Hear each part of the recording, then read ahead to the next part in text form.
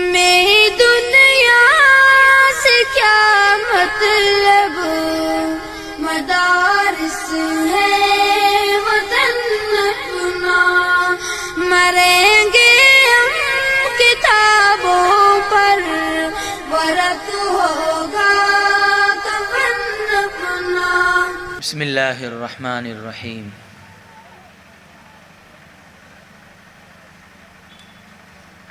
الحمد للہ نحمده ونستعینه ونستغفره ونؤمن به ونتوکل علیہ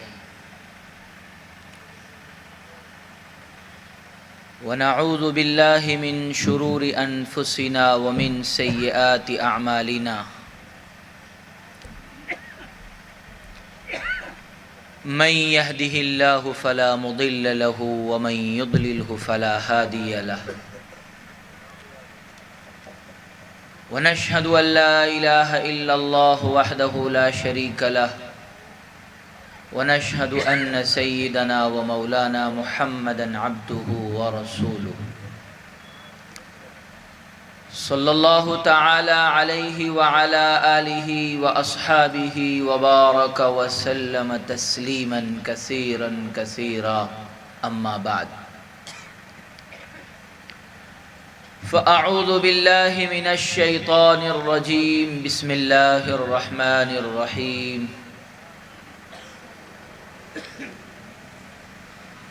یا ایہا الناس اتقوا ربکم واخشوا یوما لا یجزی والد عن ولده ولا مولود هو جاز عن والده ان وعد اللہ حق فلا تغرنکم الحیاة الدنیا ولا یغرنکم باللہ الغرور۔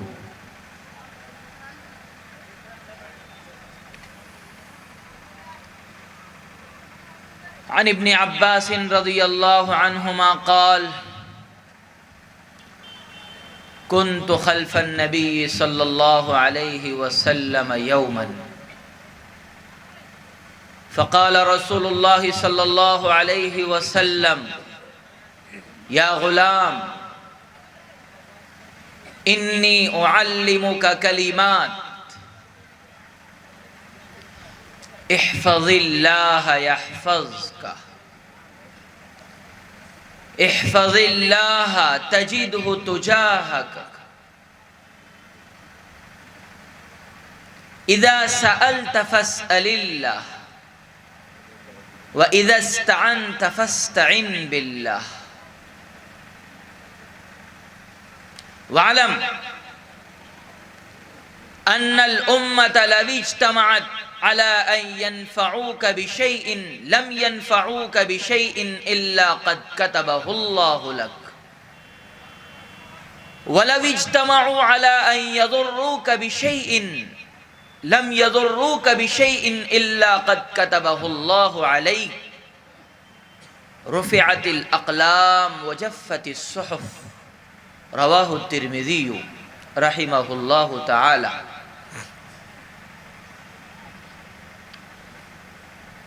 قابل صد تعظیم و تکریم میرے مشفق اور مربی حضرات اساتذہ عظام، میلوں کی مسافت طے کر کے اس جلسے کو رونق بخشنے والے صدر محترم حضرت مولانا مفتی ارشد صاحب فلاحی دامت برکاتہم، نیز حضرت مولانا مفتی ہارون صاحب ندوی دامت برکاتہم، اور بھی دور دراز مقامات سے علم دین کی محبت، مدارس کی محبت اپنے سینوں میں لے کر آنے والے علماء عظام، حفاظ کرام، قرائے کرام، ائمہ مساجد اور میرے بزرگان دین، نوجوان عزیز بھائیوں، دوستوں، پیارے بچوں، السلام علیکم ورحمۃ اللہ وبرکاتہ۔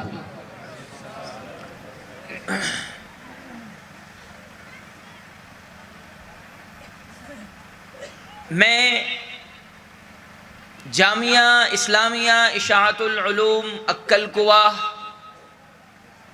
مہاراشٹر سے حضرت مولانا حذیفہ صاحب وستانوی دامت برکاتہم کے حکم اور ایما پر آپ حضرات کی خدمت میں حاضر ہوا ہوں۔ حضرت کچھ ضروری مصروفیات کی وجہ سے تشریف نہیں لا سکے ہیں، لیکن حضرت نے اس بستی کے تمام احباب کو اپنی طرف سے سلام کہا ہے، اور اپنی توجہات اور اپنی دعاؤں کے اعتبار سے انہوں نے آپ کو اطمینان دلایا ہے کہ ہم آپ کے ساتھ ہی ہیں، آپ فکر نہ کریں، انشاءاللہ پھر کبھی اللہ تعالیٰ نے موقع میسر فرمایا اور توفیق ہوئی تو حاضری انشاءاللہ ضرور ہوگی۔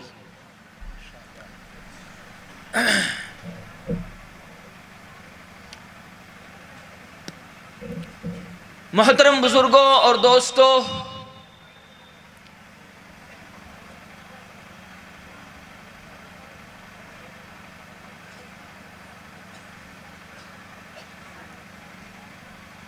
خداوند قدوس نے ہمیں دنیا میں بے شمار نعمتیں عطا فرمائی ہے،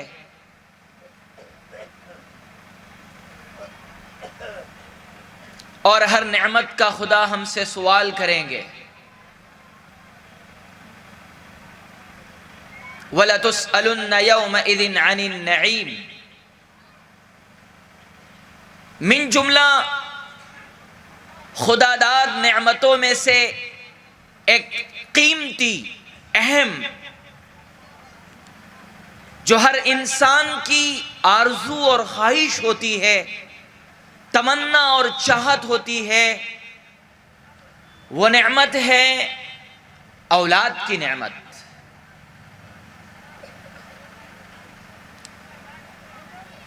اولاد یہ خداوند قدوس کی ایک بہت بڑی نعمت ہے، بلکہ یہ والدین کے پاس خدا کی ایک امانت ہے۔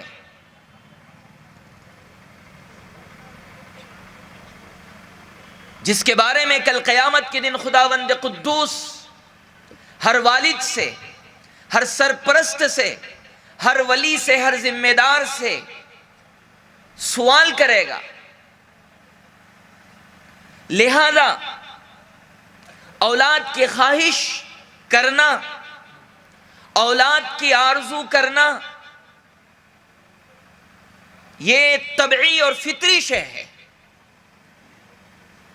حضرات انبیاء علیہم السلام نے دعا کے ذریعے سے اپنے اس چاہت کا، آرزو کا خدا کے سامنے اظہار کیا۔ حضرت ابراہیم علیہ السلام کی دعا قرآن نقل کرتا ہے، رب ہب لی من الصالحین، جس دعا کے طفیل میں خداوند قدوس وبشرناہ باسحاق، حضرت اسحاق کی خوشخبری سناتے ہیں۔ حضرت زکریا علیہ السلام کی مستقل سورہ کہف میں قرآن کریم نے دعا کو تمہید کے ساتھ میں ذکر فرمایا ہے، اور آل عمران میں بھی اللہ تعالیٰ نے مختصر سے انداز میں فرمایا، ہنالک دعا زکریا ربہ۔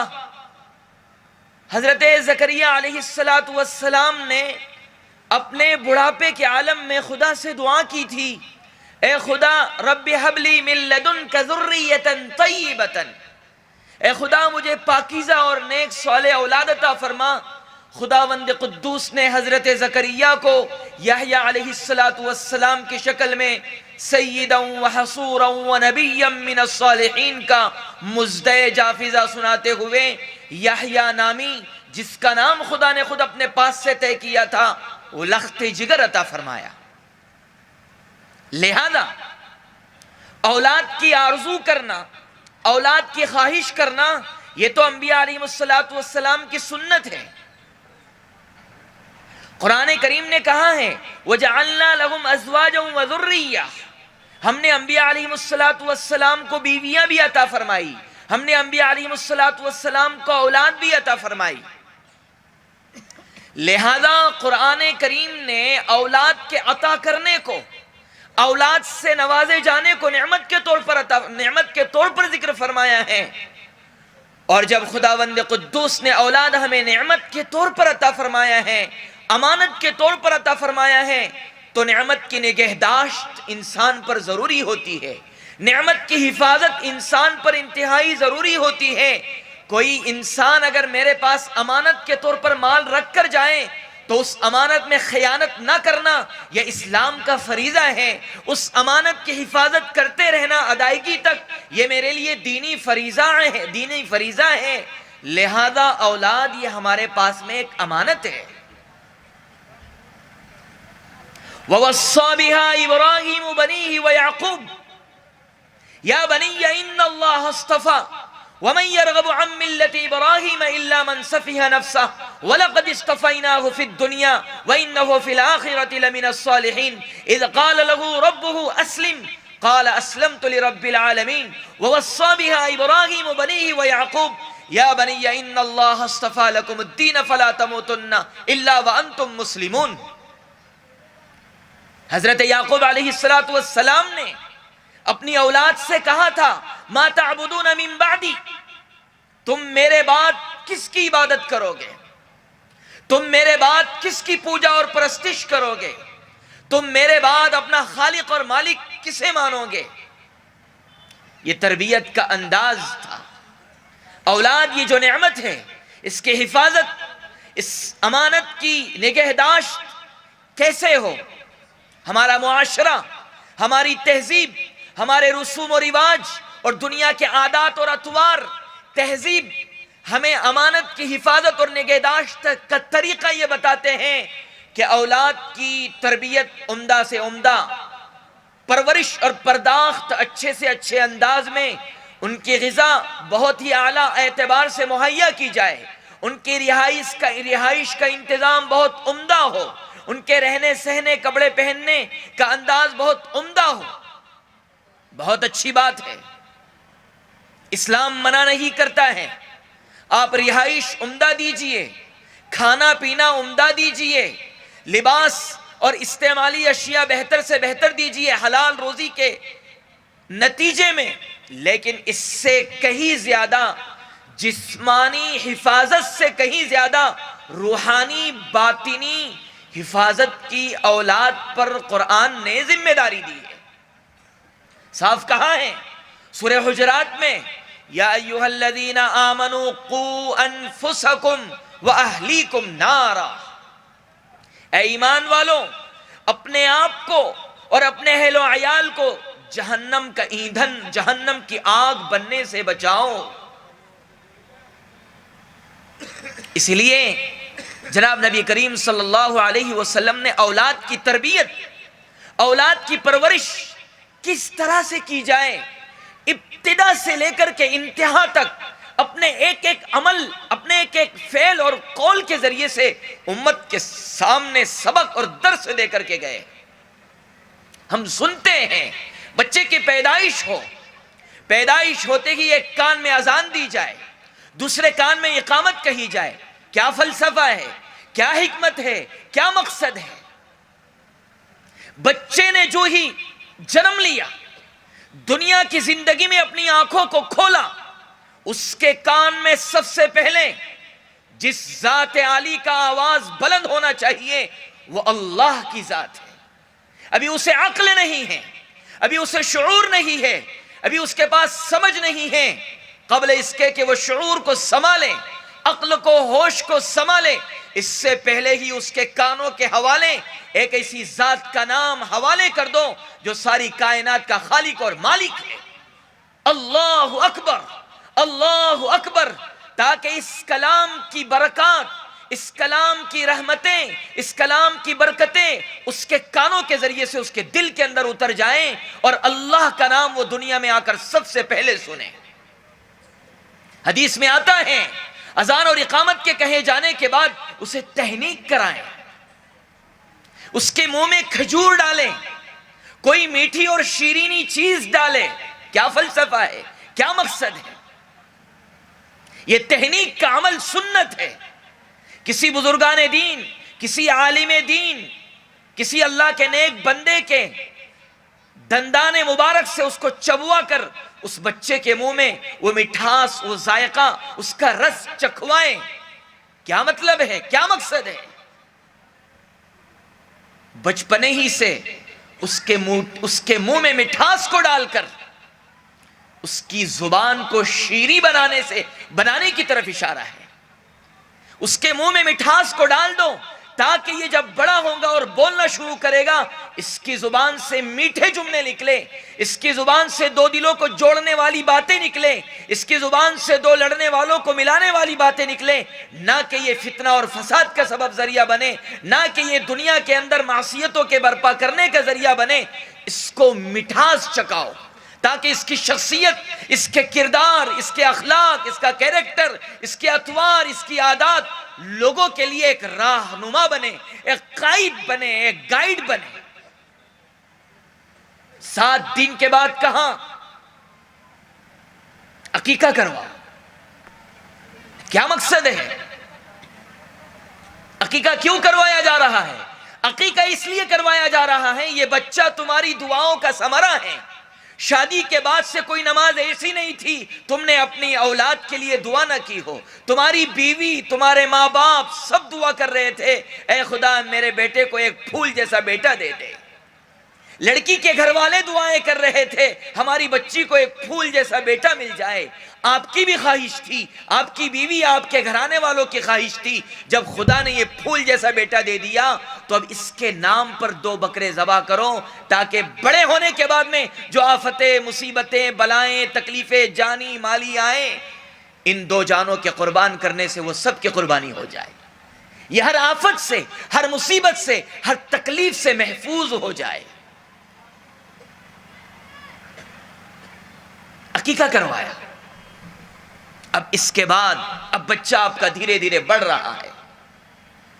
جناب نبی کریم صلی اللہ علیہ وسلم نے فرمایا اپنے بچے کو جب بولنا سکھاؤ اس بات کی کوشش کرو اس کی زبان سے سب سے پہلا جملہ نکلنے والا، اس کی زبان سب سے پہلے جس کلمے کو، جس جملے کو ادا کریں وہ جملہ اور وہ کلمہ لفظ اللہ ہو، لفظ اللہ ہو۔ امی نہ سکھاؤ، ابو نہ سکھاؤ، دادا نہ سکھاؤ، دنیا کی چیزوں کے نام نہ سکھاؤ، اسے سب سے پہلے اپنے خالق اور مالک کا نام سکھاؤ۔ رسول اللہ صلی اللہ علیہ وسلم نے فرمایا جس باپ اور ماں نے اپنے بچے کو سب سے پہلا کلمہ اللہ سکھایا اور اس بچے نے بولنے کی ابتدا لفظ اللہ سے کیا، اللہ تعالیٰ اس ماں اور باپ کے تمام گناہوں کو بخش دیں گے، تمام گناہوں کو بخش دیں گے۔ یہ تربیت کا انداز ہے جناب نبی کریم صلی اللہ علیہ وسلم۔ ایسا نہیں کہ یک بیک ایک دن ڈنڈا لے کر کے کھڑے ہو گئے اور کہا آج سے اسکول جانا ہے، آج سے نمازوں کی پابندی کرنا ہے ورنہ مارے گے۔ یہ اسلامی تہذیب نہیں ہے، یہ رسول اللہ صلی اللہ علیہ وسلم کی تعلیم نہیں ہے۔ بیسک بنیاد سے ابتدا کی جائے۔ نام رکھنے کا رسول اللہ صلی اللہ علیہ وسلم نے فرمایا نام اپنے بچوں کے ایسے رکھو جس نام سے عبدیت کا اظہار ہو، اللہ کی بندگی کا اظہار ہو۔ سب سے پیارا نام خدا کے نزدیک عبداللہ ہے، عبد الرحمن ہے، عبد الرحیم ہے۔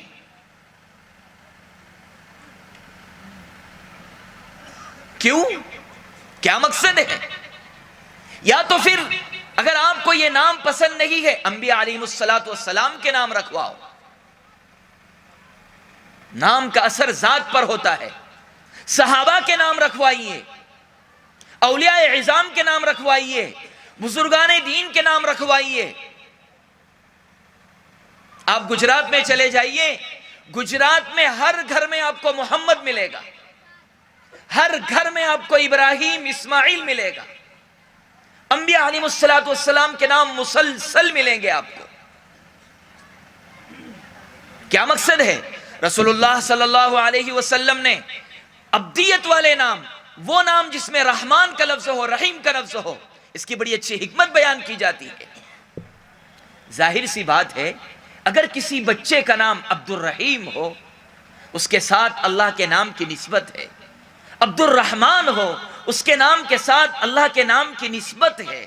بالفرض مان لیجئے اس نے اپنی ساری زندگی گناہوں میں گزاری، خدا کی نافرمانی والے اعمال میں گزاری، کل قیامت کے دن اگر اس کا فیصلہ سزا پانے والوں میں ہو جائے گا، عذاب پانے والوں میں ہو جائے گا، لیکن جب اس کے نام کے ساتھ لفظ رحمان آ جائیں، لفظ رحیم آ جائیں، تو خداوند قدوس کو بھی غیرت آئے گی کہ میں خود رحمان ہوں، میں خود رحیم ہوں، اور میرے نام کی اس بندے کے ساتھ نسبت ہے، میں اسے کیسے عذاب دے سکوں، میں اسے کیسے عذاب دے سکوں، اسے کیسے تکلیفیں دے سکوں۔ اس لیے میرے بھائی بزرگوں دوستو، اپنے بچوں کے نام بھی اچھے رکھیں۔ بزرگان دین سے مناسبت ہو ناموں کی، صحابہ اکرام سے مناسبت ہو ناموں کی، انبیاء علیہ السلام سے مناسبت ہو ناموں کی۔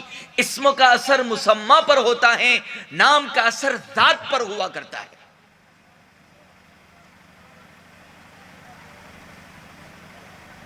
جب بچہ اب آپ کا ہوش سنبھال رہا ہے،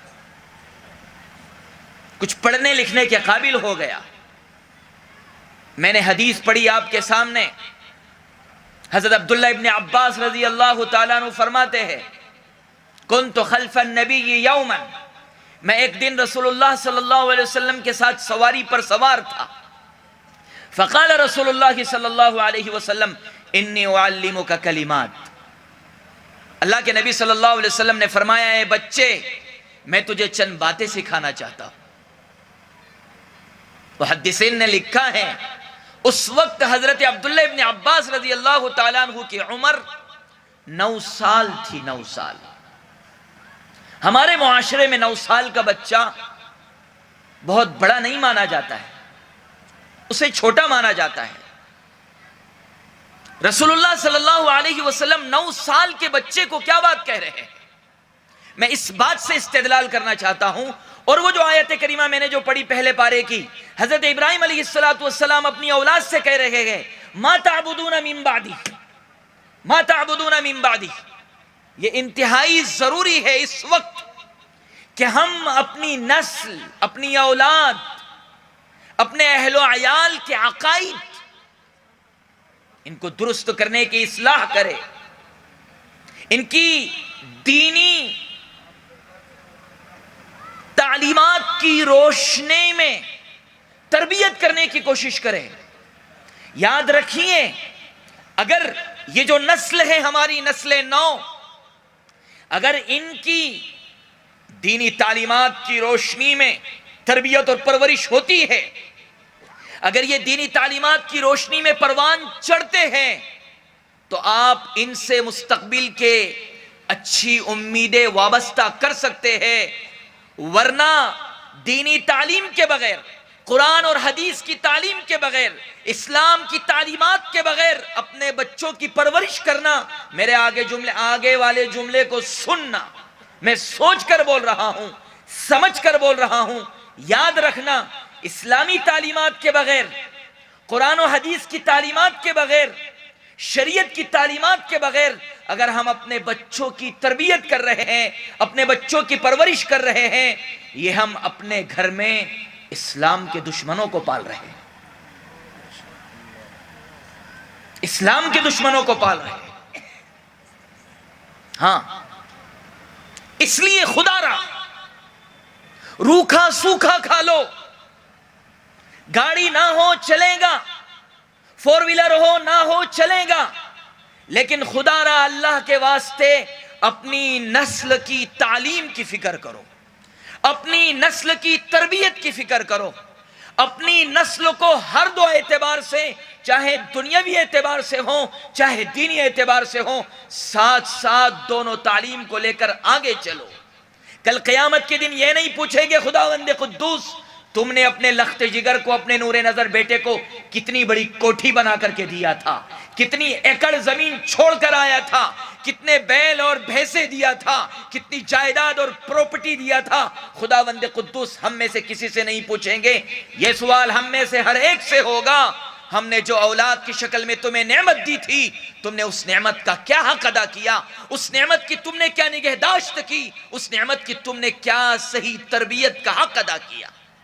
یہ ہم میں سے ہر ایک سے سوال ہونا ہے۔ رسول اللہ صلی اللہ علیہ وسلم فرماتے ہیں کلکم راعٍ وکلکم مسئول عن رعیتہ، تم میں سے ہر شخص ذمہ دار ہے، تم میں سے ہر شخص ذمہ دار ہے، اور کل قیامت کے دن خداوند قدوس ہر ذمہ دار سے اس کے ماتحتوں کے بارے میں سوال کرے گا۔ باپ اس وقت تک جنت کی طرف نہیں جائے گا تب تک وہ اپنی اولاد کے بارے میں جواب نہ دے دے، اپنی بیوی کے بارے میں جواب نہ دے دے، اپنے اہل و عیال کے بارے میں جواب نہ دے دے۔ آج ہم منظر دیکھتے ہیں، والد محترم دیندار ہے، ماشاءاللہ پنجو وقت نمازی ہے، رمضان کے مہینے کے روزے بھی رکھتے ہیں، سال کا چلہ بھی لگاتے ہیں، مہینے کے 3 دن بھی لگاتے ہیں، مسجد وار جماعت کے کام بھی کر رہے ہیں، تمام دینی امور میں جڑتے ہیں اہتمام کے ساتھ۔ ایک طرف تو والد محترم کی زندگی ہے اور دوسری تصویر انہی صاحب کے لخت جگر کی تصویر اس سے برعکس ہے، انہی صاحب کی اولاد کی تصویر، انہی صاحب کی بیوی اور بہنوں کی تصویر بالکل برعکس ہے، الٹی ہے۔ ادھر اولاد، ادھر بیوی اور بچے ضلالت اور گمراہی کے سیلاب میں بہ رہے ہیں، اور ادھر میں 5 وقت نماز صف اولی میں پڑھ رہا ہوں۔ بہت اچھی بات ہے، لیکن یہ 5 وقت نماز صف اولی میں ادا کرنا کل قیامت کے دن مجھے بچا نہیں پائیں گے، گرفت سے مجھے خدا کی بچا نہیں پائیں گے۔ میں اس وقت کیا سوال کا جواب دوں گا؟ اس لیے خدا کے واسطے بچپنے ہی سے اولاد کی صحیح تربیت کا معمول بنا لے۔ ہم میں سے ہر شخص یہاں بیٹھ کر کے یہی پیغام ہے، بڑے بڑے جلسے منعقد کر لینا، ایک اجتماع کو لگا لینا اور سن لینا اور چلے جانا، کانوں کو لذت حاصل کر کے، یہ مقصد نہیں ہوتا ہے ان سارے جلسوں کا۔ ان جلسوں کا مقصد یہ ہے آپ کو جو ہدایت دی جا رہی ہے، آپ کو جو بات بتائی جا رہی ہے، عمل کرنے سے متعلق اس بات کو سن کر کے اس پر عمل کا تہیہ کرنا ہے۔ رسول اللہ صلی اللہ علیہ وسلم بچپنے ہی سے اپنی اولاد کی تربیت فرما رہے ہیں۔ حضرت حسن رضی اللہ تعالیٰ عنہ حضرت صلی اللہ علیہ وسلم کے پاس تھے، صدقے کی کچھ کھجوریں پڑی ہوئی تھی۔ حضرت حسن رضی اللہ تعالیٰ عنہ نے صدقے کی کھجور اٹھا کر کے اپنے منہ میں ڈال لیا۔ اللہ کے رسول صلی اللہ علیہ وسلم نے فرمایا کخ کخ ارمی بہا لا تعلم انا لا ناکل الصدقہ۔ اللہ کے رسول صلی اللہ علیہ وسلم نے فرمایا کخ کخ، یہ کخ کخ عربی زبان میں ایسا ہی ہے جیسے اردو میں کہتے ہیں کوئی بچہ منہ میں کوئی چیز ڈال دیتا ہے جس سے نقصان ہو تو ماں اور باپ اس کو کہتے ہیں تھو تھو تھو، اس طرح کہتے ہیں۔ تو بس عربی زبان میں کخ کخ اسی طرح کہتے ہیں۔ رسول اللہ صلی اللہ علیہ وسلم نے منہ سے اس کھجور کو نکالا اور چھوٹے سے بچے کو، وہ کیا جانے حرام اور حلال، وہ کیا جانے جائز اور ناجائز، وہ کیا جانے غلط اور صحیح، اللہ کے رسول صلی اللہ علیہ وسلم چھوٹے سے بچے حضرت حسن رضی اللہ عنہ سے فرما رہے ہیں آپ جانتے نہیں ہمارے لیے صدقے کا مال حلال نہیں ہے بلکہ حرام ہے۔ یہ تعلیم ہے۔ اب اس حدیث کو ہم اپنے عمل سے ملانے کی کوشش کریں۔ ہمارے معاشرے میں ہوتا یہ ہے، بچے نے کوئی غلط عمل کیا، اگر باپ ڈانٹے تو دادی کہتی ہے ارے چھوڑو ابھی تو چھوٹا بچہ ہے۔ اگر ماں ڈانٹنے کی کوشش کرتی ہے، اس کی غلط بات پر اس کو تنبیہ کرنے کی کوشش کرتی ہے، دادا یا کوئی بوڑھے یا باپ ان کو غصہ آ جاتا ہے، ایک ہی تو بچہ ہے ہمارے گھر میں، ایک ہی تو لڑکا ہے، اسے اس کی مرضی کا کرنے نہیں دیتے۔ ماں کہتی ہے یا کوئی سمجھدار دانشمند گھر کا کوئی فرد کہتا ہے ارے بری عادتوں سے ابھی ہی روکنا ہے، بعد میں جا کر کے یہ عادتیں نہیں بدلے گا، پھر کہتے ہیں ابھی کرنے دو، جب بڑا ہو جائے گا خود بخود چھوڑ دے گا۔ ارے جب وہ بڑا ہو جائے گا خود بخود کیسے چھوڑے گا؟ یہ عادت ہے. عادت کو عادت اسی لیے کہتے ہیں وہ بار بار لوٹ کر کے آتی.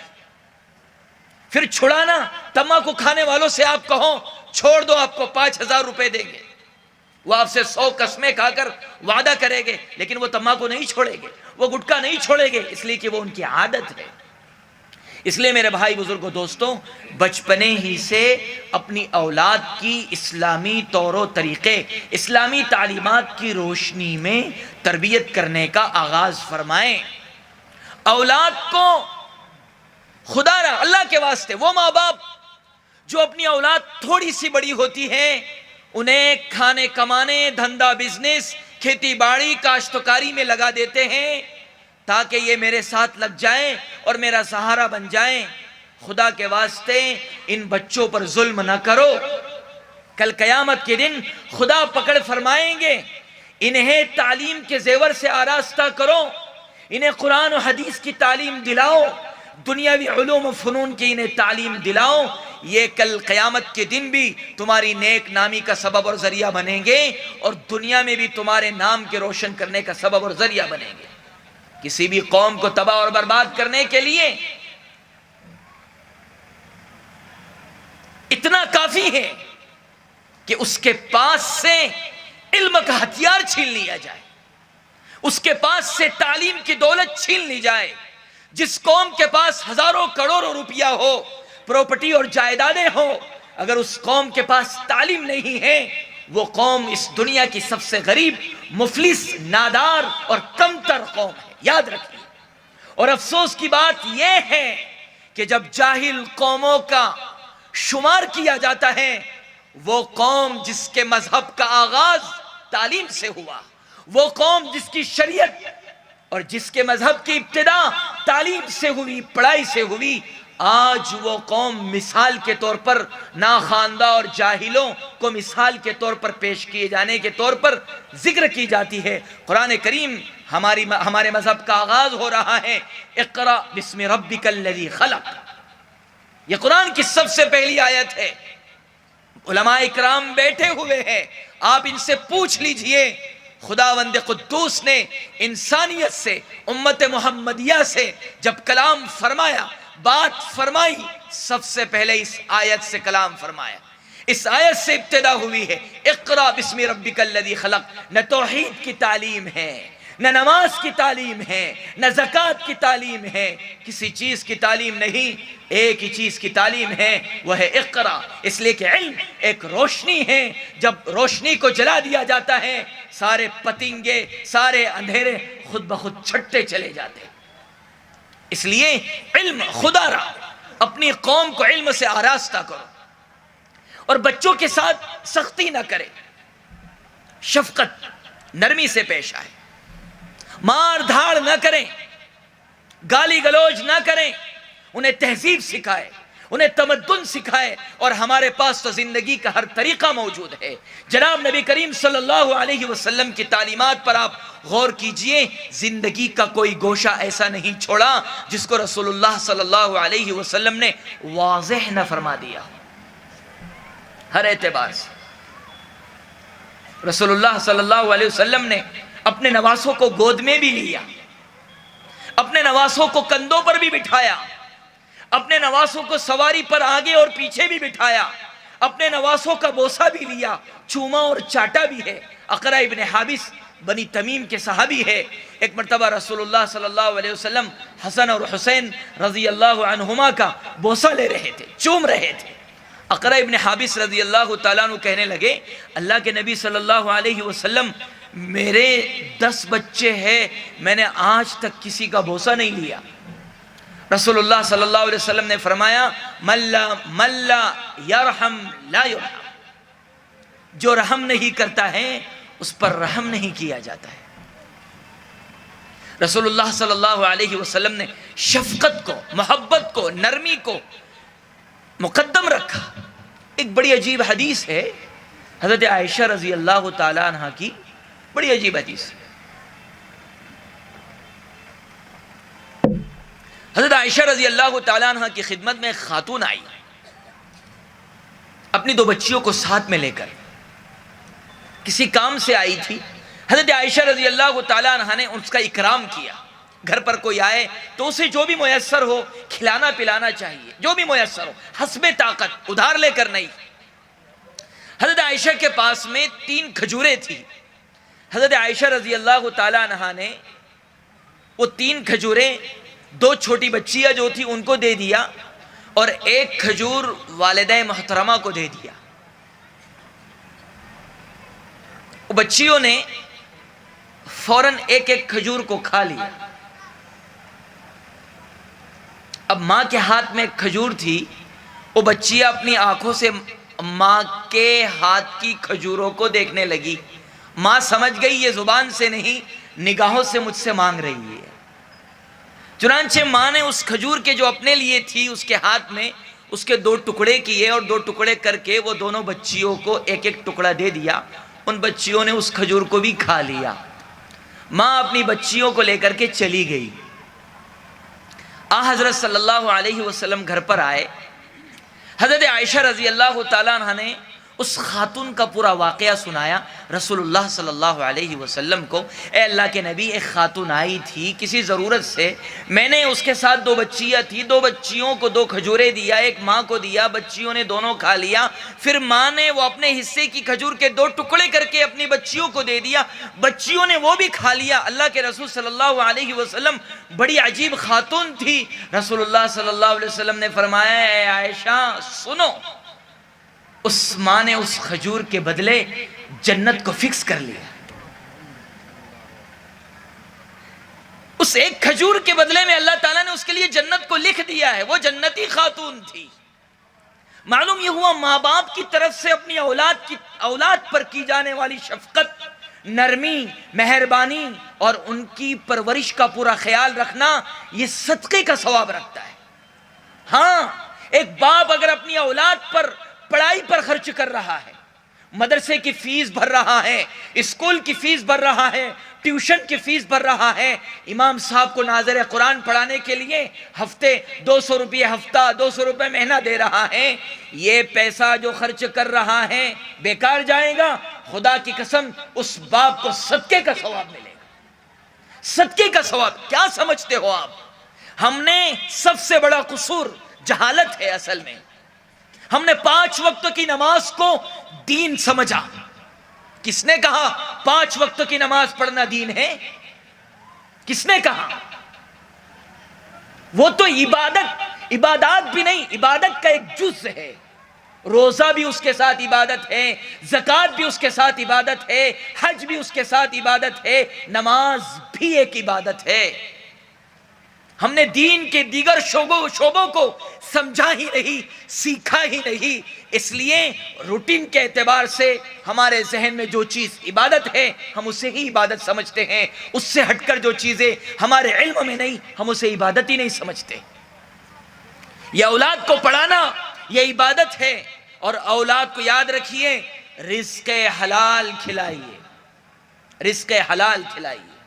رزق حلال کھلانا اولاد کو ایسا ہے جیسے پودے کو صحیح پانی دینا, اور رزق حرام کھلانا اولاد کو ایسا ہے جیسے گندی نالی کا خراب پانی جس سے درخت مرجھا جاتا ہے, مر جاتا ہے, ایسا پانی دینا ہے. اب ہم دیکھ لیں, اگر کمائی پاکیزہ ہے, حلال ہے, ہماری اولاد کی ذات سے صادر ہونے والے اعمال بھی اچھے ہوں گے.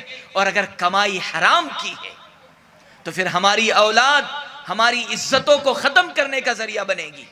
ہماری اولاد ہماری ناک کٹائے گی, ہماری اولاد ہماری ذلت اور رسوائی کا سبب بنے گی. اور سب سے قیمتی بات میں جا کر کے کہتے کہتے یہ کہتے جاؤں گا, رسول اللہ صلی اللہ علیہ وسلم نے حضرت عبداللہ ابن عباس رضی اللہ تعالیٰ عنہ کو فرمایا, اے بچے سن, پلوں سے باندھ لے میں جو کہہ رہا ہوں, احفظ اللہ یحفظک. کیا مطلب؟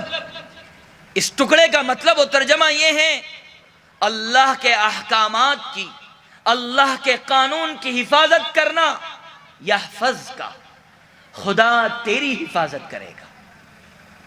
ہماری اولاد کو رات میں سوتے وقت ماں اور باپ لے کر بیٹھے, انہیں چھوٹے چھوٹے بچے, بڑوں کی بات نہیں کر رہا ہوں, چھوٹے چھوٹے بچوں کو لے کر کے بیٹھو اور ان سے پوچھو بیٹا تم نے یہ کھانا جو کھایا کس نے کھلایا؟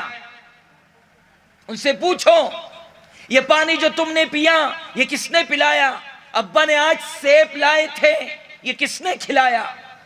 بیٹا پوچھے کہ اماں کون، باپ سے پوچھے اماں ابا کون، کس نے کھلایا؟ اس سے کہو اللہ نے کھلایا، اس سے کہو اللہ نے پلایا۔ پھر اس سے پوچھو بیٹا اللہ کون ہے؟ وہ آپ سے سوال کرے گا، آپ ہی بتاؤ۔ پھر اللہ کا تعارف کرو اس کے سامنے۔